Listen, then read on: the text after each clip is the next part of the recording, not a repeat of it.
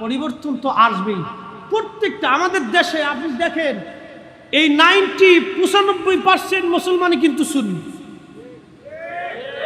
আপনি দেখেন সাধারণ আপনি বাংলাদেশের যে কোনো শহরে যে কোনো বন্দরে ইয়া নবী সালাম আলাইকে বলে দাঁড়াবেন, 95% মুসলমান দাঁড়ায়। প্রিয় মুহতারাম উপস্থিতি, এই মজলিসগুলি হলো আমাদের দিন শিখে দেওয়ার জায়গা। রসুলের সুন্নাতের জিন্দেগি যদি আমরা গঠন করতে পারি, আল্লাহ রসুল আমাদের মাঝে আসছিলেন, নবীর আগমনে আমরা যেরকম খুশি হব, রসুল্লাহর জীবন বিধান নিয়ে আমরা তো এরকম খুশি হতে হবে। কথা বলেন ঠিক না বেঠে? রসুল আসছে, আমরা খুশি না বেজা? আল্লাহু আকবার। এই রবিউল আউয়াল মাস আসলে প্রত্যেকটা আশিক রসুলের হৃদয় দুলা দেয়। হ্যাঁ, কথা কন না কেন? ভালো লাগে না? অনেক মজা লাগে। আমার আজকে মুতুল্লি মসজিদের মুতুল্লি, আমার বিরাট বড় মসজিদ, আল্লাহ আমার হাউজিং মসজিদ 60 থেকে 5,000 মুসল্লি। তো আগে তো হেরা পড়াইছে, নাম কইতাম না, 10 বছর মুতুল্লি মহোদয় আজকে বলতেছে, হুজুর মিলাদুন নবীর মিলাদ দরকার আছে না? আমি বললাম হ্যাঁ আলহামদুলিল্লাহ দরকার তো আছে।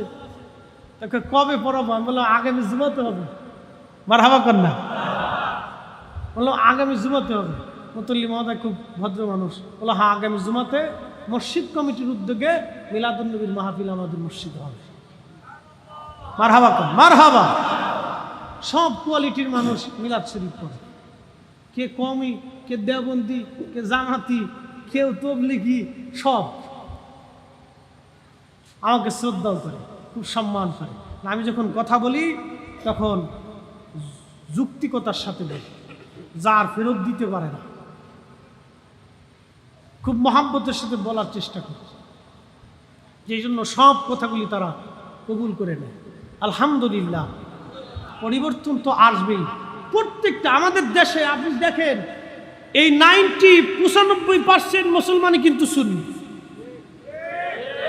আপনি দেখেন সাধারণ আপনি বাংলাদেশের যে কোনো শহরে যে কোনো বন্দরে ইয়া নবী সালাম আলাইকে বলে দাঁড়াবেন, 95% মুসলমান দাঁড়ায়। কি কথা কন না কেন? বাংলাদেশের যে জেলাতেই দাঁড়াবেন 95% মুসলমান দাঁড়ায় যান। 5% আছে গাড়তেরা, এটা আজাজিলির ভাই, এটি খারাইতেছে রে, খালি মুসলিম করে। আর কতটি 95% মুসল্লি দাঁড়ায় যায়। তার অর্থ কি? মুসল্লিরা এখনো জানে যে রাসূলুল্লাহকে সালাম দিলে দাঁড়ায় দেওয়াটাই উত্তম। কি কথা কন ঠিক কিনা? এটা যাই নাই, কিন্তু বড় আফসোস হলো আমরা যারা সুন্নি উলামা ইকরাম আছি তাদের হৃদয় পর্যন্ত আমরা পৌঁছাইতে পারতেছি না। এটা হলো আমাদের ব্যর্থতা, এটা আমাদের ব্যর্থতা, পাবলিকের ব্যর্থতা। আল্লাহ পাক আমাদেরকে রাসূলুল্লাহর কদমের গোলাম হিসেবে যেন কবুল করে নেয়, বলে না আমিন। নবীর কদমের গোলামি ছাড়া আর কোনো নাজাতের রাস্তা, গোলামি করতেই হবে। কাজী নজরুল কি চমৎকার লিখে গেছে, শ্রেষ্ঠ নবী দিলাম রে তরিয়ে নিতে রোজা হাসরে,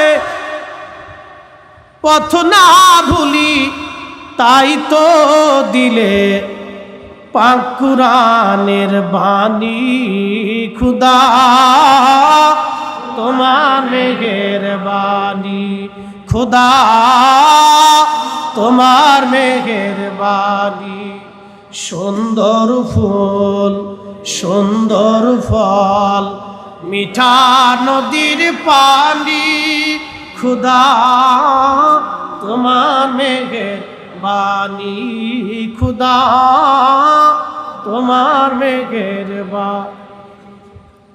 তুমি কতই দিলে রতন ভাই বাড়াদার পুত্র স্বজন, ক্ষুদা পেলে অন্ন যোগাও মানি চাই না মানি, খুদা তোমার মেহেরবানি, খুদা তোমার মেহেরবানি।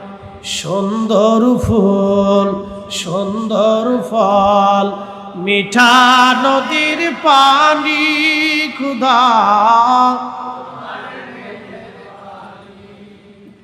প্রিয় রাউজানবাসী, পৃথিবীতে রাসূলুল্লাহ আসছে, যেই দিন নবী দুনিয়াতে আসলেন সেই দিন বাঘ হরিণের কাছে গেছে, হরিণ বাঘের কাছে আসছে। দুইটা প্রাণী শত্রু, সেই দিন শত্রুতা ভুলে গেল। মনোযোগ দেন, মোল্লা আলী কারি মাক্কি আল মাউরুদুর রাবি ফি মাউলিদিন নবী সাল্লাল্লাহু আলাইহি ওয়াসাল্লাম, এই কিতাব 450 বছর আগে তিনি লিখেছেন। তিনি মক্কা মদিনার ইমাম ছিলেন, ইমামুল হারামাইন শরীফাইন। এত বড় মুহাদ্দিস ছিলেন ওই জমানায়। ওনার সিগনেচার ছাড়া কেউ মুহাদ্দিসের খেতাব পেত না। ওনার সিগনেচার ছাড়া মক্কা মদিনার থেকে কেউ সনদ আনতে পারত না। এই বিশ্ববিখ্যাত ইমাম মিলাদুন নবীর পক্ষে ছিল। আজকে যারা মিলাদুন নবী খুঁজে পায় না, আমি বলবো সেটা আপনার চোখের দোষ। চোখে চশমা পড়ছেন আব্দুল ওয়াহাব নজদির চশমা, যার কারণে এশকে রসুলের চশমা দিয়ে আপনি দেখতে পান না। কি কথা কোন ঠিক কিনা? আপনি যদি এশকে রসুলের চশমা চোখে লাগাইতেন, কোরআনের দিকে তাকাইলে নবীর শান পাইতেন, হাদিসে কারিমার দিকে তাকাইলে তা আপনি নবীর শান পাইতেন, আর কিতাবগুলির দিকে তাকাইলে আপনার অন্তর খুলে যাইতো। মূলত সমস্যা আপনার চোখের সমস্যা, অন্তরের সমস্যা বন্ধু, কিতাবের সমস্যা না, দলিলেরও কোনো সমস্যা না। মোল্লা আলী কারি মাক্কি তিনি লিখতেছেন, ও দুনিয়ার মানুষ, আল্লাহর নবী দুনিয়াতে তশরিফ আনছে। সমুদ্রের বড় মাছ ছোট মাছের কাছে আসছে, ছোট মাছ বড় মাছের কাছে গেছে। হাঙ্গর মাছ অন্য মাছ খেয়ে ফেলে দেয়, অন্য প্রাণী খায়। হাঙ্গর মাছ ছোট মাছের কাছে আসছে। নীল তিমি প্রত্যেক দিন 108 মণ 10 মণ খাবারও প্রত্যেক দিন খায়। এই তিমি প্রত্যেক সমুদ্রের বড় বড় মাছও খেয়ে ফেলে দেয়, ছোট মাছ খেয়ে ফেলে দেয়। এই তিমি ছোট মাছের কাছে আসলো, ছোট মাছ তিমির কাছে গেল। কেউ কারো শত্রুতা নাই, সব ওই দিন সবাই সবার বন্ধু হয়ে গেল, কোনো বৈষম্য নাই, সব প্রাণী সৃষ্টি এক হয়ে গেল। তামাম সৃষ্টির মধ্যে খুশি খুশি রব পড়ে গেল। সব মাখলুকেরা খুশি রাতি সজ্জে একজন আর একজনের কাছে যায়, শুনছো রাহমাতুল লিল আলামিন জগতে আসছে? চিৎকার মেরে বলা যাবে কি মারহাবা? রাহমাতুল লিল আলামিন, আপনি উম্মতের জাবিন, গুনাহগারের অতি আপনজন, আল্লাহর নবী, নূরের নবী গো, আপনি আমার জীবনের জীবন। সালাতুন ইয়া রাসূলুল্লাহ, সালামুন ইয়া হাবিবাল্লাহ, আলাইকুম সালাতুন ইয়া রাসূলুল্লাহ, আলাইকুম সালামুন ইয়া হাবিবাল্লাহ। সমগ্র সৃষ্টিগুলি খুশিতে মাতোয়ারা হয়ে গেল যখন আজাজিল এক পাশে বসে কাঁদে। আল্লাহর নবী বলেন, উম্মতের আরে শোনো, আজাজিল পৃথিবীতে 3 বার কেঁদেছিল। যখন আল্লাহ তাকে তার দরজা থেকে বিদায় করে দিল তখন কেঁদেছিল। যখন আমি নবী দুনিয়াতে তশরিফ আনলাম, আজাজিল এক কোনায় বসে গভীরভাবে সে কান্নাকাটি করেছিল। সমগ্র সৃষ্টি সেই দিন খুশিতে মাতোয়ারা, আন্দোলিত হয়ে গেল সেই দিন। এই জন্য রবিউল আউয়াল মাস আসলে আশেকে রসুলদের হৃদয়ের ভিতরে নাড়া লাগে, ভালো লাগে, ভালো লাগে। কথা কোন ঠিক কিনা? আর শয়তানের মনে বেদাত বেদাত বেদাত বেদাত, ওর বেদাত জিকির করতে করতে জীবন চলে যাবে। আর আমরা রসুলের এশকে দুরূদ পড়িয়া, মাহফিল কইরা, নবীর পক্ষে স্লোগান দিয়া, রাসূলুল্লাহ সম্মান ছড়িয়া, ওয়াজ নসিহত করে, কান্নাকাটি কইরা আমরা নবীর সুপারিশ নিয়ে যাব ইনশাআল্লাহ। কথা কোন ঠিক কিনা? বেদাত বেদাত করতে করতে জীবন শেষ হয়ে যাবে। হতভাগা, বদনসিব। একটা কথা বলি, নবীর পক্ষে থাকার জন্য কপাল লাগে। কি লাগে? কি লাগে? হালিমাতুস সাদিয়া আইছিল সবার শেষে, গাদা ছিল দুর্বল, এতে জিমে জিমে গাদা লড়তে পারে না। উট খাবার না পাইতে পাইতে উটের দুধ শুকাই গেছে। হালিমাতুস সাদিয়া বলেন, দুনিয়ার মানুষ শোনো, অভাবের তাড়নায় খাইতে না পারে আমার ছোট্ট কলিজার ধন, আমার কোলের বাচ্চাটাও পর্যন্ত দুধ পেত না, সারা রাত কান্নাকাটি করত খাবারের অভাবে। আমি হালিমা এতটাই দরিদ্র হয়ে গেছিলাম। আমি আসছি সবার শেষে, এসে দেখি তায়েফের সব নারীরা মক্কা থেকে যত ধনী বাচ্চা ছিল সব বাচ্চা নিয়ে চলে গেছে, একটা বাচ্চাই পড়ে রয়েছে। জিজ্ঞেস করলাম কে? বলে আব্দুল্লাহর ছেলে, বেচারা মারা গেছে, মা আছে এতিম। স্বামীকে বললাম, স্বামী এমনি তো আমরা বড় অভাবী, খাবারের অভাবে আমি তো নিজেই শুকাই গেছি, এই বাচ্চাটা নিলে কি করে তাকে খাওয়াবো?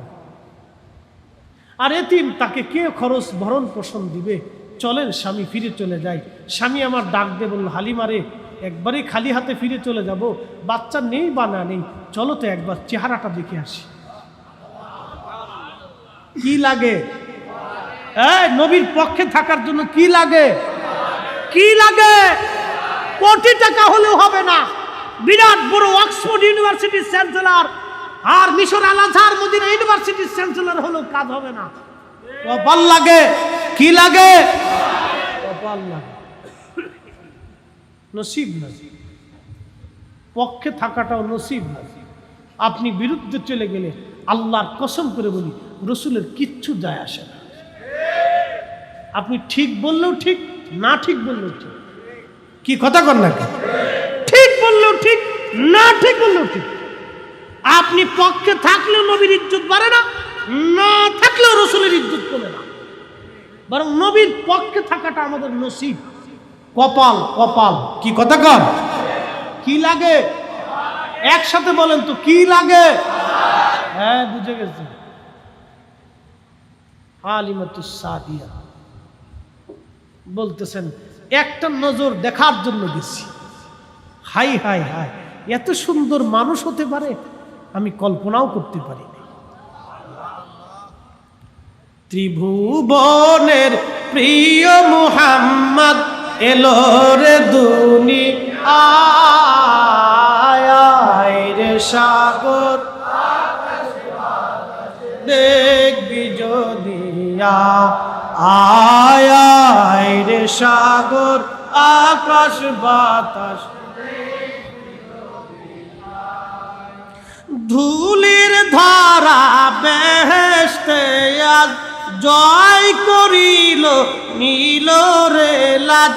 আজকে খুশির ঢল নেমেছে ধূসর সাহারায় রে সাগর আকাশ বাতাস দেখবি যদি আয় রে সাগর আকাশ